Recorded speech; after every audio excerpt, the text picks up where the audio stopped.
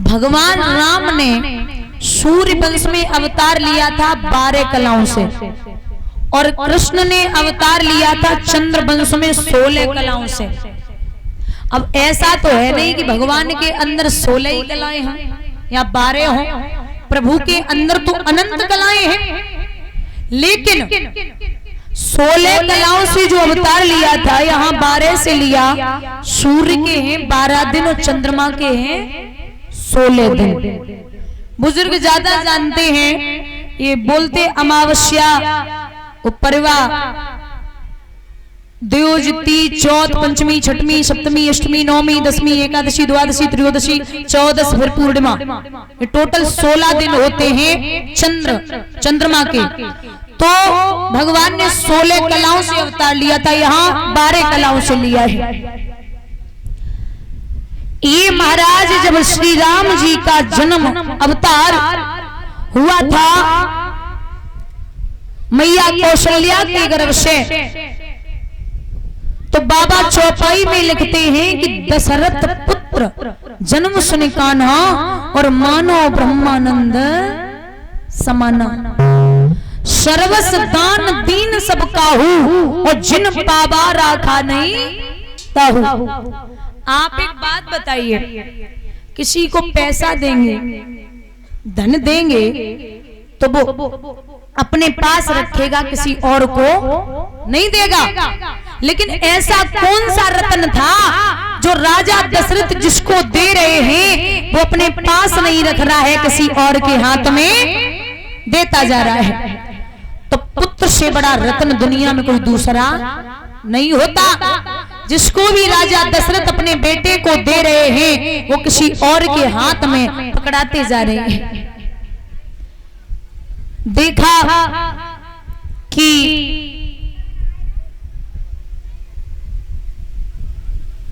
सुमित्रा के भी पुत्र ने जन्म लिया, कैकेयी के भी पुत्रों ने जन्म लिया। बड़ी खुशी है, 4 पुत्र आंगन में हैं। नामकरण संस्कार हुए तो बड़े पुत्र हैं राम, जो विष्णु के अवतार हैं। शेषनाग के अवतरित हैं लक्ष्मण, चक्र सुदर्शन के अवतरित हैं भरत और शत्रुघ्न। धीरे धीरे बड़े हुए।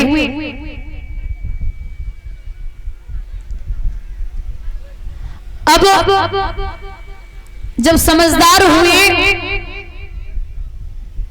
तो विश्वामित्र जी ने सुना कि मेरे प्रभु ने अवधपुरी में अवतार ले लिया, तो बड़ी प्रसन्नता हुई। समझदार हुए थे राम और लक्ष्मण, पहुंच गए राजा दशरथ के दरवाजे पर। राजा दशरथ गद्दी से नीचे उतरे, आइए भगवान, आज मेरे यहाँ आप पधारे हैं, कहिए आपको क्या चाहिए?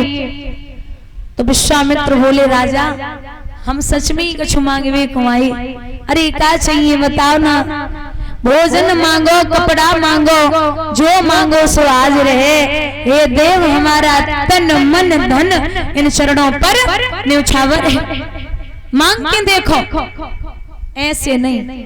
फिर तिरवाचा भर दे। जवाब दिया, अरे प्रभु, हमारे बाबा को नाम है रघु, हमारे बाबा को नाम है रघु, और रघु के भाई अज, अज के भाई दशरथ। बोले रघुकुल रीत सदा चली आई, और प्राण जाए पर वचन मांगो। आप जो मांगेंगे आपको वही मिलेगा, वही मिलेगा और वही मिलेगा। बोले तो सुन, अपने राम और लक्ष्मण को तो मुझे दे दे।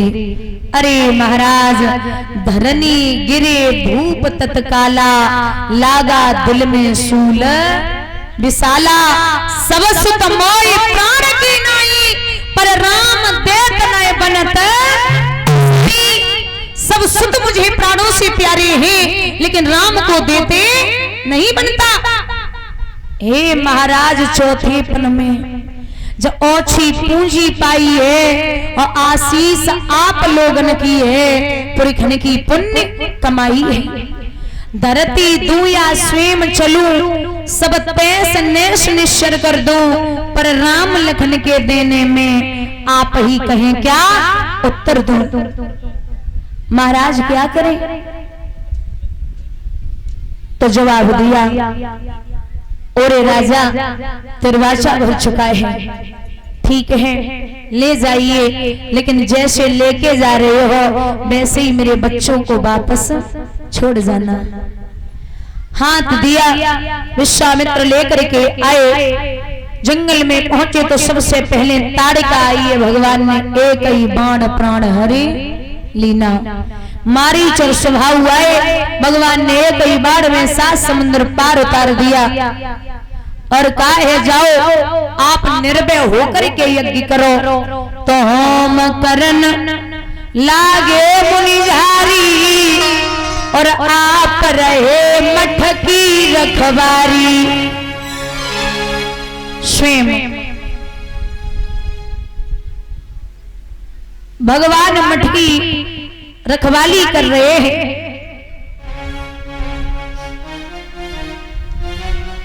पीछे बैठे हुए एक उराजी ना इन्हें के बसगी ना यहाँ बैठे आए।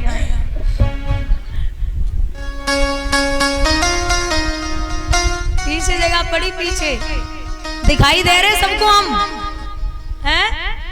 दिखाई दे रहे नहीं? झूठ बोल रही हो, यहाँ बैठे सबको दिखाई देने चाहिए। भैया पूर्ण यज्ञ करवाया और यज्ञ करवाने के बाद में इधर आ जाइए।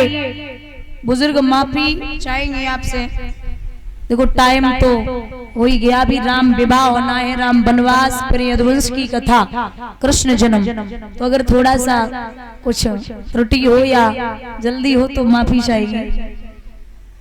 आप सब समझदार हैं। भैया इधर जनकपुरी में राजा जनक की बिटिया सीता ने बाल्यावस्था में शिव का रखा हुआ धनुष उठा लिया। लेपन करते समय जिस धनुष को बड़े बड़े वीर नहीं उठा पाए, उस धनुष को मां सीता ने लेपन करते समय उठा लिया। तो राजा जनक ने यह प्रण किया है कि अब कुछ भी हो जाए, जिस महावीर की महाशक्ति और ये धनवा तोड़ गिराएगी, निर्विवाद उस वीर को जानकी भी आई। जो इस धनुष को तोड़ देगा वो मेरी बेटी सीता के साथ में नाता जोड़ लेगा। स्वयंवर करवा दिया। स्वयंवर उसे कहते हैं जो लड़की अपने पति को स्वयं चुने। स्वयंवर, जो लड़की अपने पति को स्वयं चुने। अच्छा, पहले जयमाला पड़ती थी, अर्जुन ने मीन मारी तब जयमाला पड़ी, राम ने धनुष तोड़ो तब जयमाला पड़ी। लेकिन आज के जमाने में लड़का रूठ जात, बोले अगर जयमाला ना डरवाई तो हम ब्याह नहीं करें। एक दादा रहे बड़े मजाकी, एक लड़का बारोठी पे रूठ गया, बोले जयमाला पढ़नी है वरना शादी नहीं होगी। तो दादा बड़े मजाकी रहे, बोले लला अर्जुन ने मीन मारी तब जयमाला पड़ी, राम ने धनुष तोड़ो तब जयमाला पड़ी। अब एक काम करो ना, धनुष न मीन जो गाड़ी को पहिया टोट दो तुम्हें जयमाला। बड़ो काम करो तब तो जयमाला डरवे में अच्छी लगे। यहाँ बुजुर्ग बैठे हैं, दादा पहले शादियां होती थी तो 5 साल बाद विदाई होती थी, ऐसा है ना? शादी होने के 5 साल बाद विदा होती थी। और अब अगर बहू चौथे दिन घरे ना आए तो लड़ा फांसी लगाए मस्जिद आयरे किनारे में जहर खाई लेते। हाँ, पहले बारातें जाती थी तो 2-4 दिन रुकती थी, बढ़िया व्यवस्था की जाती थी, लोग बैठालते थे जमीन पे और भोजन कराते थे, गले मिलते थे और विदाई देते थे बारात वालों को, तब विदा होती थी। और अब बारात वाले की व्यवस्था इतनी बची है, खड़े खड़े खाओ निकल लो, बैठे की व्यवस्था नहीं। अच्छा बारात में सब जाए, सब, और दो चार पीवे वाले न जाए तो आनंद। देखो लिखा है दादा